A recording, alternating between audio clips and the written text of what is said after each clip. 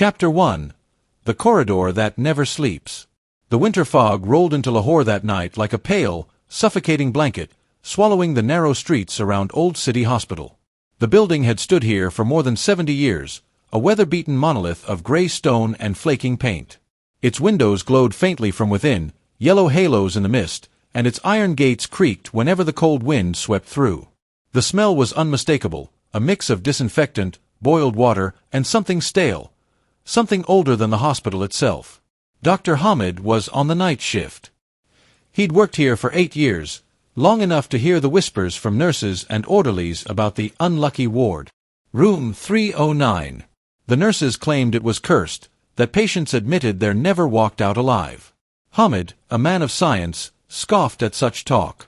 Death happened everywhere in hospitals. Why would one room be any different? Still, he couldn't ignore how often that room's bed was occupied by someone who never saw the sunrise. It was midnight when Hamid left his small office for his rounds. The hospital at night was a different world. The day's chaos, rushing gurneys, sharp voices, ringing phones, was replaced by a slow, almost unnatural stillness. Footsteps echoed louder. The fluorescent lights hummed. Occasionally, a faint moan or cough would drift from one of the wards. As he made his way down the main corridor, he passed room 301, then 302, each door identical, painted a dull cream color, each with a number plaque slightly askew.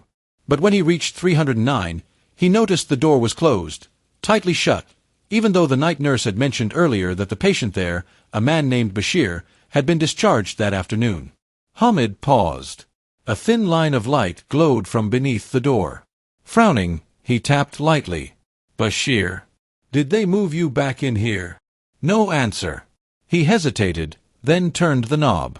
The air inside was colder than the hallway, much colder, and smelled faintly of something damp, like wet cloth left too long in a corner.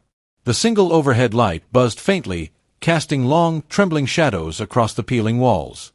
And then Hamid saw him. Bashir was sitting upright in bed, wearing the same pale hospital gown he'd been admitted in. His face was sallow, but his eyes were bright and oddly calm, almost as if he'd been expecting Hamid. "I thought you were discharged," Hamid said carefully, stepping closer. The man didn't answer. Instead, he slowly lifted his right arm and pointed toward the far corner of the room.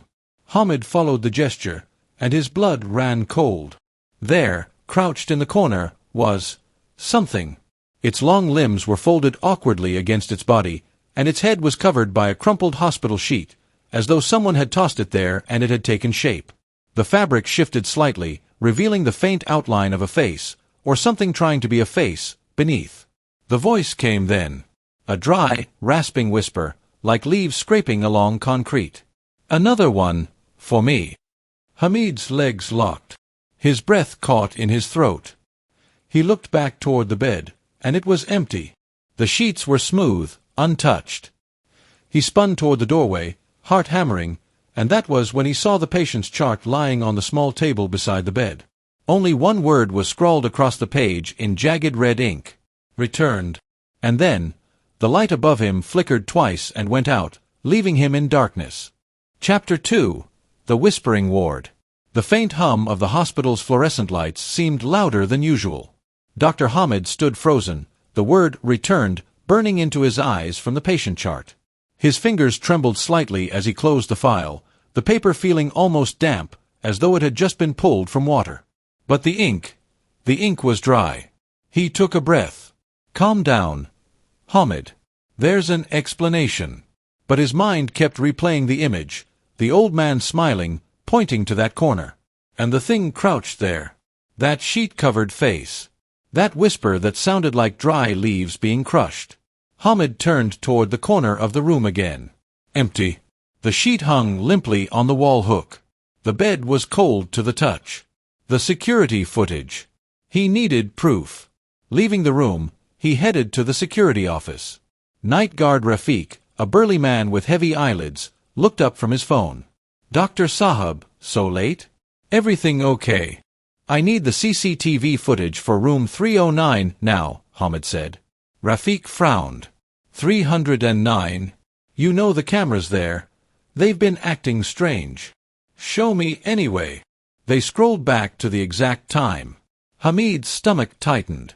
On the screen, the corridor camera showed him entering 309, and then nothing. The feed turned to static for 2 whole minutes. When it came back, he was seen walking out looking pale. "That's impossible," Hamid muttered. Rafiq shrugged. "Every time something happens in 309, the cameras die. Even the old nurses say so." An old file. Hamid wasn't ready to leave it at superstition. He went to the basement records room, where decades of patient files were kept. The room smelled of mold and rust. He found the section for room 309 admissions. The first thing he noticed, there were dozens of files stamped with the same red word, returned. Some of the files dated back to the 1970s. Names crossed out. Discharge dates blank. One file, belonging to a woman named Farzana Malik, had a chilling note in the margin, smiled before last breath. Said, "He's here." Hamid's skin crawled. Another file read, "Unexplained hypothermia. Patient whispered to the empty corner for hours before death." The nurse's warning. When Hamid came back upstairs, Nurse Salma, a senior nurse in her 50s, was standing in the hall outside 309. "You went in there tonight," she said quietly. "I'm a doctor. My patients." "They're not your patients once they enter 309, she interrupted. Her voice trembled slightly. "I've worked here 30 years. That room, it feeds. Sometimes it's quiet for months. Sometimes it's hungry every night." Hamid's rational mind resisted. "You're talking like it's alive." She stepped closer. "Dr. Sahab, you saw something tonight. I can see it in your face. And if you don't want to see it again, you will keep away from that door." The night sounds. That night, Hamid tried to work in his office, but around 2:45 a.m., he heard it. A faint, rhythmic sound. Scrape, scrape, scrape. It was coming from down the hall. Against his better judgment, he followed the noise until he was outside 309. The door was ajar by an inch. The scraping stopped. Then, from inside, a whisper. "Doctor." Hamid's heart pounded. He slowly pushed the door open. The bed was empty. But something was moving in the corner. It was the hospital sheet, sliding up the wall as if being pulled by invisible hands. Beneath it, the outline of a face formed, sunken cheeks, gaping mouth. The whisper came again, this time directly into his ear. "Another one for me." Hamid stumbled back into the hall. The door slammed shut behind him. The empty morgue. The next day, Hamid checked the morgue records. The patient from the night before, no entry. Not under deaths. Not under transfers. It was as if he'd never existed. The morgue attendant, an old man named Niaz, leaned in and whispered, "They don't come here. The ones from 309, they don't stay dead. That's why we call them returned." Hamid's hands clenched into fists.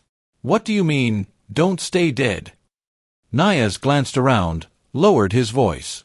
"Sometimes we see them in the halls at night, walking, looking for someone." The stench. On the third night, a foul odor began to seep from under 309's door. Not rot exactly, but something acrid and metallic, like old blood and burnt hair. Hamid decided enough was enough. He unlocked the door and stepped inside. The room looked different. The walls seemed damp. The air was freezing. The bed was gone. In its place was an old wooden altar, its surface stained dark. A single candle burned at the center, casting long, unnatural shadows.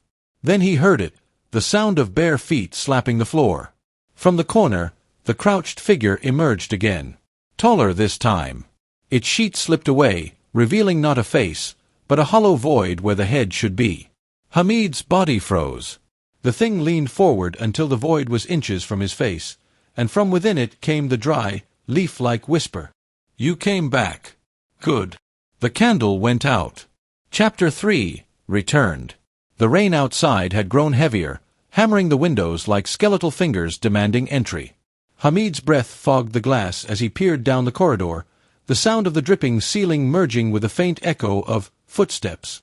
Slow. Deliberate. Coming from room 309. His pulse thundered in his ears. He had just left that room. The lights were dead, the bed empty, the strange symbols beneath the peeling wallpaper half covered again as if they had never been torn away.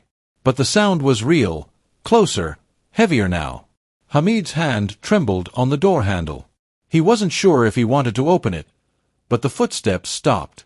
And then a whisper, a voice that wasn't quite male or female, hissed his name. Hamid, you shouldn't have come back. 1. The corridor that shouldn't exist. He flung the door open. Instead of the familiar rectangular ward, he stepped into a corridor he had never seen before, narrower, lined with rusty surgical cabinets, and lit by a reddish glow from bare bulbs swinging above. It smelled of iron and rot. The sound of something wet dragging along the floor made him spin around, but the door behind him was gone. In its place was another stretch of this impossible hallway, bending deeper into shadow. A figure appeared ahead.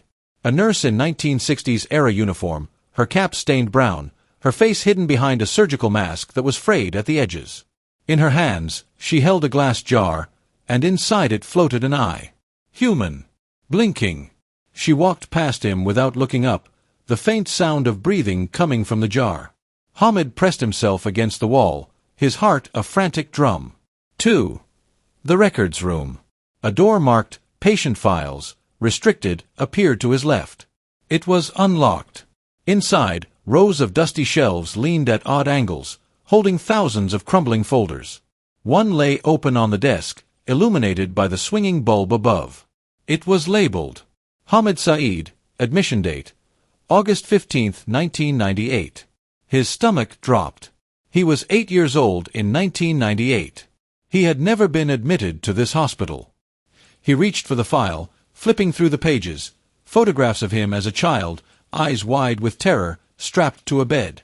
In every image, the background showed room 309. The last page was a typed statement.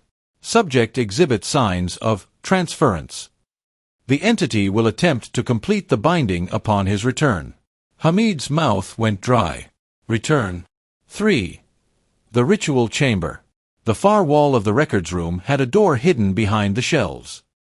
He pushed them aside and entered what looked like an abandoned operating theater, except the floor was carved with the same circular sigil he had seen beneath the wallpaper in 309.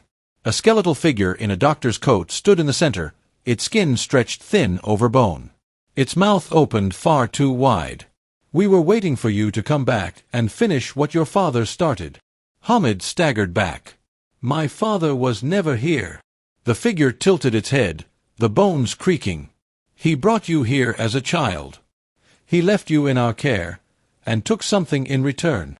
Hamid's memory fought against the words, but flashes came, a storm, his father's shaking hands, and the smell of disinfectant so strong it burned his nose. And a shadow, leaning over him in bed, whispering, One day, you'll return to finish the promise. 4. The collapse.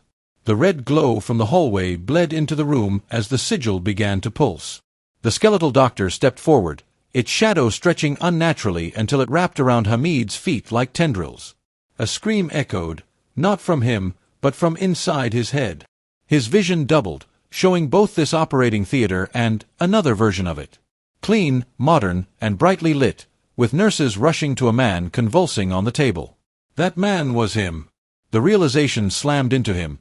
He was dying in the real world, trapped between life and death, this place feeding on him to keep itself alive. The skeletal doctor extended a bony hand. Stay, and you will never suffer again. Leave, and we will take more than just you. The twist, who the soul belongs to. Hamid's mind raced. If he stayed, he'd be part of the hospital forever. If he left, they would take. Who? Then it hit him, his daughter. She was 8 years old now, the same age he had been when they first claimed him. They weren't after him. They were after the bloodline. Rage pushed back his fear. You'll never touch her. The doctor's face cracked into a grin, skin splitting at the cheeks. Too late. She's already here. From the shadowed corridor behind the doctor, a small figure stepped out. His daughter, in a hospital gown, eyes glassy and distant. 6. The final act. Hamid lunged forward, grabbing her hand. The moment he touched her, the sigil beneath them flared blinding white, and the hospital's walls screamed, an inhuman chorus of every soul trapped within. The skeletal doctor's body shattered into ash, but the shadows didn't vanish. They swarmed towards Hamid and his daughter. In a last, desperate move, he stepped into the center of the sigil and shouted the only word that came to his mind. His own name. The walls rippled, reality folding in on itself. For a heartbeat, there was nothing but silence. Then Hamid awoke on a hospital bed, his daughter sleeping beside him, her small hand still in his. The room was bright, sterile, normal. A nurse was checking his pulse. "You both had a close call," she said. "But you're safe now." She left, and Hamid let out a shaky breath. He turned to look at the window, and froze. Reflected in the glass, standing behind him, was the skeletal doctor. Its mouth moved, silently forming the words. "You returned. You will again."